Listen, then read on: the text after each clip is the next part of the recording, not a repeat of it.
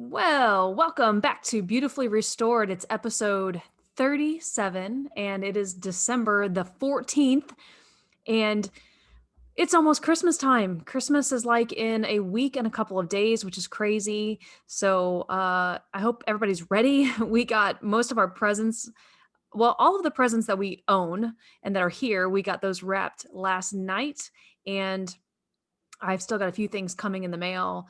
And anyway, I feel like I'm pretty good. I feel like I'm on schedule. I feel like that's going pretty good. So I'm ready. I'm excited. It's going to be a lot of fun. And Christmas is always a great time of giving and receiving. But I got to say, at my age, it's a whole lot more fun to give and to watch people open things that they're excited about. So super fun. Although it was a lot more fun when my kids were little bitties.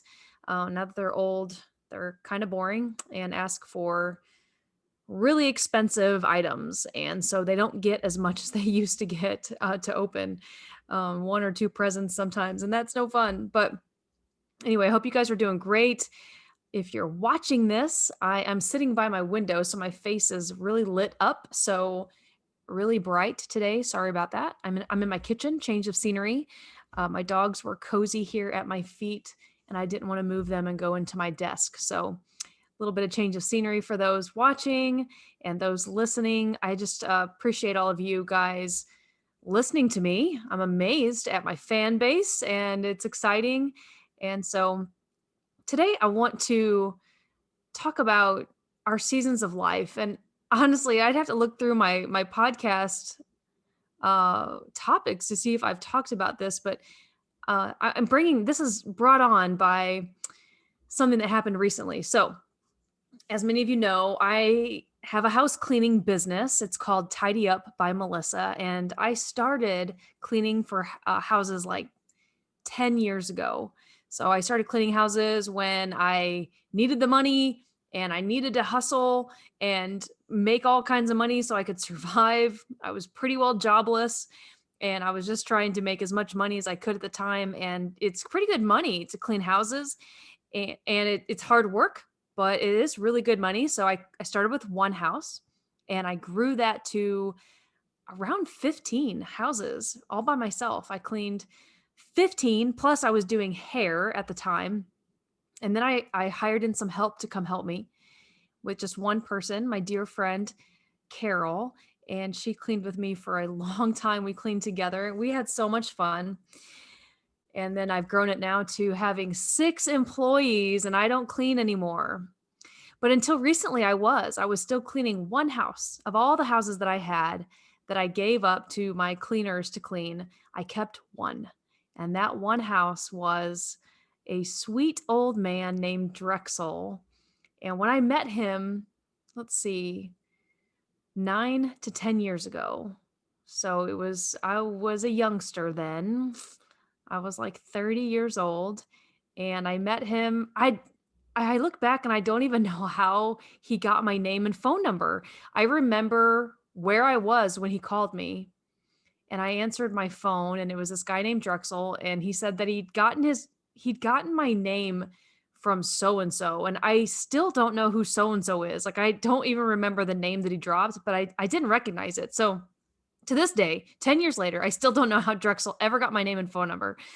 But I went over and saw his house and gave him an estimate and he accepted and I started cleaning his house and I cleaned his house for the next almost 10 years.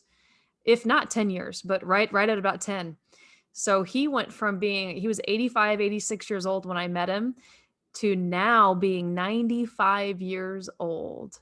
And I cleaned him for all those years. He paid me once a month. I went over once a month on a Friday morning and I enjoyed cleaning his house. He's actually a clean old guy. His wife had died sometime before I met him, like maybe 6 years before I met him. His wife had died and he had a really cute house. So I really enjoyed cleaning his house and he would always leave even though he's, up in age, he still drove. He would go to his friend's house and they played pool every Friday morning. And so I would get there and then he would leave shortly thereafter. And that's a good thing because let me tell you, Drexel's house was always so hot when I cleaned it. Like, oh my gosh. Older people, I don't know, they get their skin gets thinner and they just are cold all the time and nothing warms them. And I would go over there and to clean his house in the wintertime and his heater would be set on 78, 79, 80. I remember one time it was actually a late summer morning. It wasn't even fall yet, but it had got kind of chilly and he had his heat on set. Even though that day, I recall that day, the temperature was going to rise to 80 degrees outside. He still had his heater on that morning. So when I went over to clean, I thought I was going to die. I was going to pass out. So it was a good thing he always left the house because as soon as he left, I would literally watch his car roll down the street. And as soon as I knew he was totally gone, I would turn his heat either completely off and I would open up his windows or his doors, or I hate to admit this, and I hope that his family never hears this, but sometimes I would turn the air conditioning on, even if it was like winter. Maybe not winter, but even when it was chilly outside, because there wasn't a good way to open up a lot of his windows. So sometimes I would turn his air on, and then I left, I would turn his air off and turn his heat back on and then set his heat on to what it was. So then it would have to work hard again to get to that temperature. And I felt bad doing it, but I'm telling you guys, I was like dripping with sweat. And then from there, I usually always went from his house straight to another job, which usually was working in the salon that day. So I would look terrible for the day for my clients. And so I would try to just sweat as little as possible.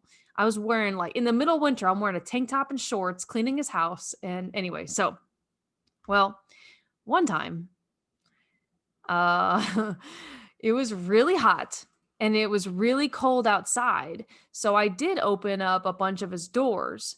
I opened his living room door and his front door and I like propped them open, and I went upstairs and I was vacuuming and cleaning his room and the bathroom and all of that. And well, I came downstairs after being upstairs for a while, and there were two birds flying around in his house. And I was like, "Oh my gosh, what am I gonna do?" Like, first of all, y'all know I'm a bird nerd, right? For those of you who know me, I'm like a bird nerd. I love birds. I nerd out on some birds. I'm sitting here right now looking out my kitchen window, watching the birds feed on all of my feeders. I love my birds and squirrels, and so it was kind of cool. So, of course, the first thing I did was grab my phone so I could video this, because you've got to have something to put on Instagram and Snapchat for the day, right? So I videoed the birds flying around this guy's house. And then I knew I had to get him out of there. And I had to be in the salon like in 10 minutes, which it was just down the road, but I was finishing cleaning his house and I had to get out of there and get to the salon. So I had no time to do this. I contemplated for like a second that the fact that I may have to leave these birds in his house. And then I knew I couldn't do that. I knew there's no freaking way you're leaving birds in this man's house that he's going to come home to. So no matter what it was going to take, I was going to get the birds out. So I chased these guys around for a while. They flew from his living room to his kitchen. I remember they landed on his phone. One of them landed on top of his refrigerator. They were hanging out all over the house. I finally shooed them out and got out of there. And I never told Drexel about that one. I should have. I should have told him about that. I think he maybe would have thought it was funny later on, but he's hard of hearing, so it's so hard to talk to him. Oh, that's the other thing. Anytime I'd have to call and reschedule, or if he would call to reschedule, it was a nightmare. I would talk to him on the phone. Talking to him on the phone was the worst. He has hearing aids, but he can't hear anything. So he would call and I would be literally screaming in the phone. One time he forgot to leave me my check, so he called to get my address so he could mail it to me, and I was screaming my address and like he couldn't understand a word I was saying. It was so frustrating. So that was never fun with Drexel, but oh man, I have so many good years of cleaning for Drexel. And I remember I kept thinking like, I'll keep this guy's house. I'm going to let go of all the other houses, but I want to keep Drexel's. I didn't want to give my cleaners his house. I wanted to keep cleaning for him because first of all, I didn't want to do that to him. Like, hey, guess what? These strangers that you don't know are now going to be cleaning your house. I'm not going to anymore. First of all, he wouldn't have been able to hear that conversation, so he never would have understood it. So I had no choice but to keep cleaning for him. And I kept thinking, well, gosh, he's like 94 at that point, 90, whatever. How much longer is this guy going to live? I kept thinking eventually he'll die and I won't have to clean for him anymore. But this dude, he's not going anywhere anytime soon. He's still kicking with it. Very good health, still drives, still bakes homemade pies and cookies. And I love Drexel. He's a great guy. So what a blessing he was for all those years to me when I needed that extra money, just fighting to survive and being able to go over there and clean for him. It was actually pretty easy money. So he called me 2 weeks ago, and that's why I'm having this podcast. He called me 2 weeks ago and he said that he was moving into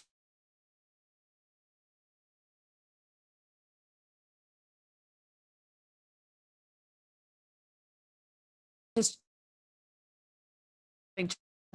and he lives in Arizona.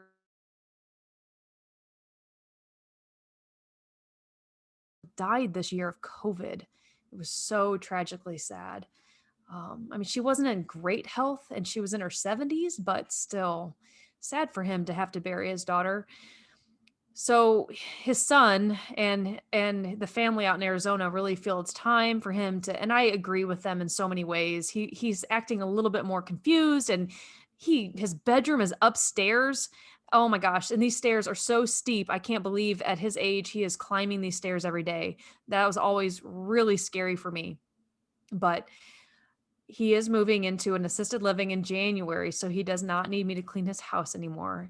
So he called me to tell me that, and I asked if I could come over because I kept trying to talk to him over the phone. He couldn't hear me, same story. So I said, "Can I just come over and see you?" So I went over and saw Drexel, and it got emotional. Like even now thinking about it, I get emotional, but I hugged him and I thanked him for giving me work when I needed it, giving me steady and consistent work when I was a single mom and had nothing and was charging my credit cards for gas and groceries and just trying to make it. I said, you gave me work and you were my friend. I would get to his house and we would talk about the birds and the squirrels and the deer, and he loved wildlife, and he would just sit in his living room and watch the wildlife. And he would tell me these cool stories about this hawk family that lived in his backyard, and it would come down and they would come down like three of them and sit on his bird bath and drink. And as I'm a bird nerd. So like those kinds of stories excite me. And he would tell me about, the mama deer and the baby deer that would walk through his yard. And he showed me pictures on his little flip phone that he had of them. And, you know, uh, he was just such a blessing for me to have during a time in my life when I needed him. And so, it makes me think of seasons of life. His season of life, he's gone through seasons of life. He's raised kids. He was a police officer by profession his whole life. And then he retired and he lived life as this little old man who, I say little, he was actually quite tall for an old man. Like you meet him and you're like, wow, you're like a tall old man. But he lived his life alone. He had a girlfriend after his wife died. He had a girlfriend named Ruth, and they would have dinner and hang out and see each other. And she went to live into an assisted living at some point. And during COVID, then he couldn't really visit her. So that was really sad. I know they are not talking on the phone because he's impossible to talk on the phone to. So, his seasons of life have changed. And now it's a season of life for him where he can't even stay in his own home and he has to say goodbye to his home. And that was so sad for me to see that, and he, even though he understands, he knows like, I know I need to go. I know I can't really stay here any longer. It's his season of life now, time for him to move on into a new season.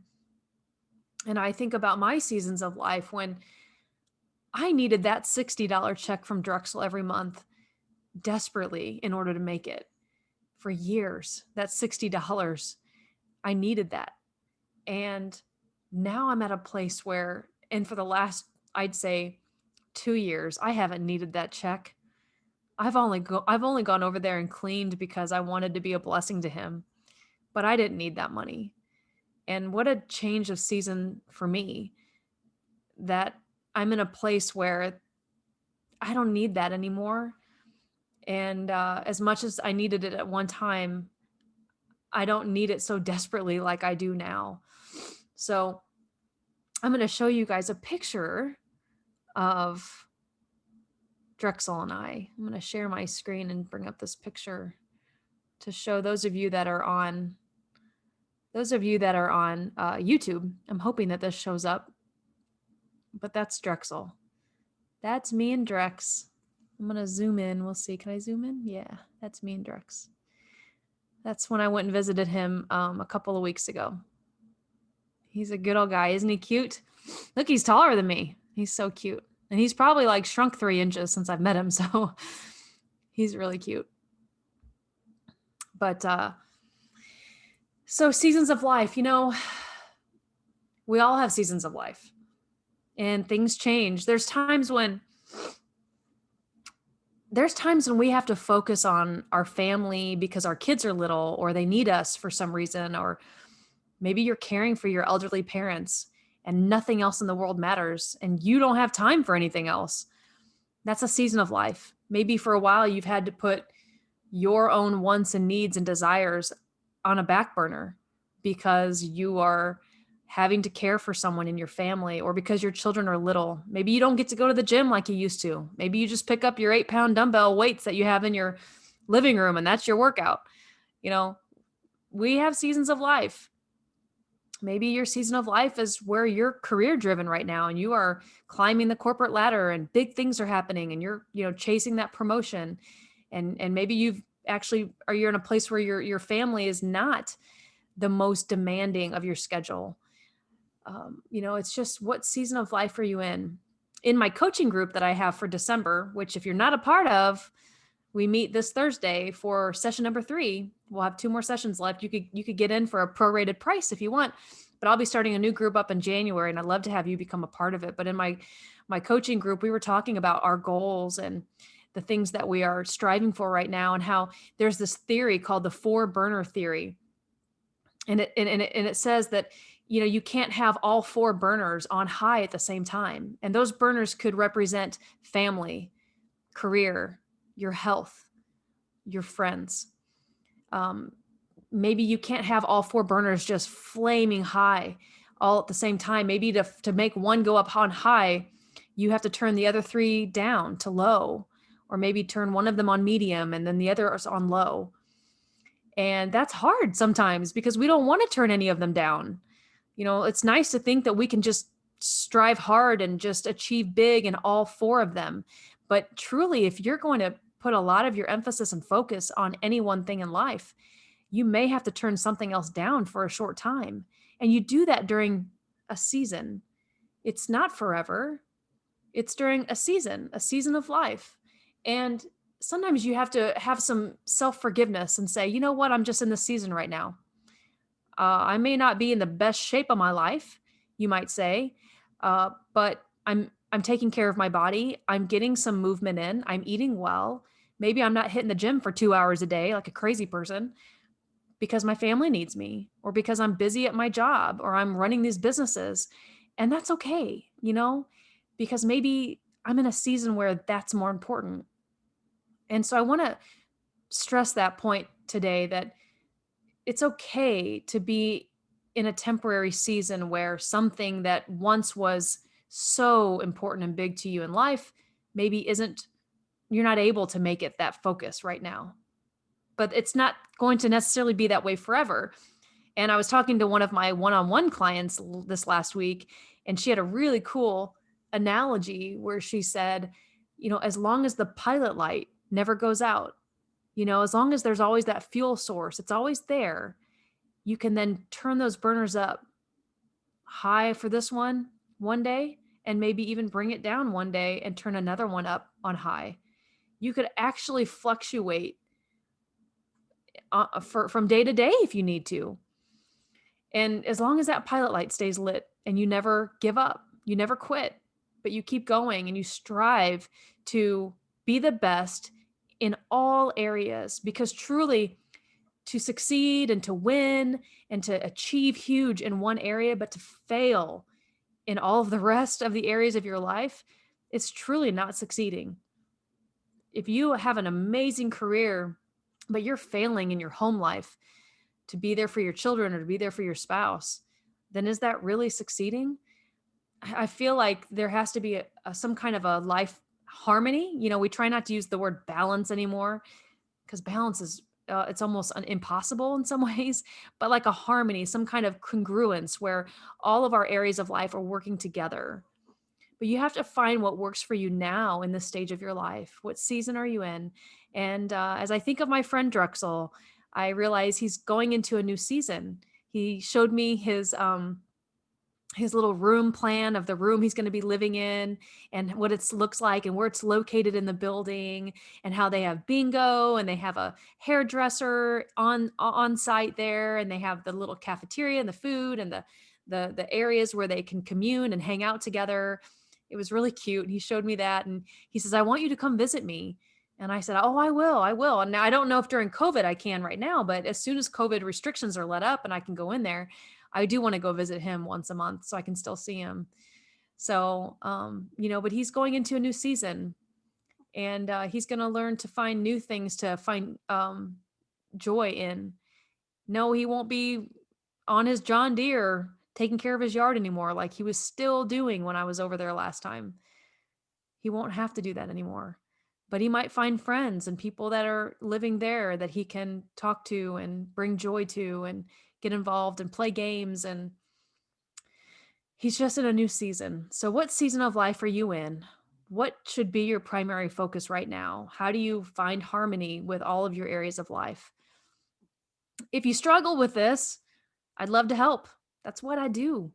Having a coach can be so helpful to just help guide and direct and help you keep focus and help you to figure out all this difficult stuff that we are trying to figure out in life. And again, I do one-on-one coaching, but we're going to be having a new group coaching starting up in January. So the price is less expensive to be a part of something like that. It's very affordable, $97 for the month. And you get lots of me coaching and some one-on-one time with me. So think about that. I'll be posting that in the near future and the details about the January group. But until then, I encourage you that whatever season of life that you are in right now, that you find joy, that you find gratitude, be thankful for where you are and what you have, and make the most of it, because seasons will change and you will need to shift and adjust. But when whatever season that we're in life, be grateful, be thankful, and I will see you all next time.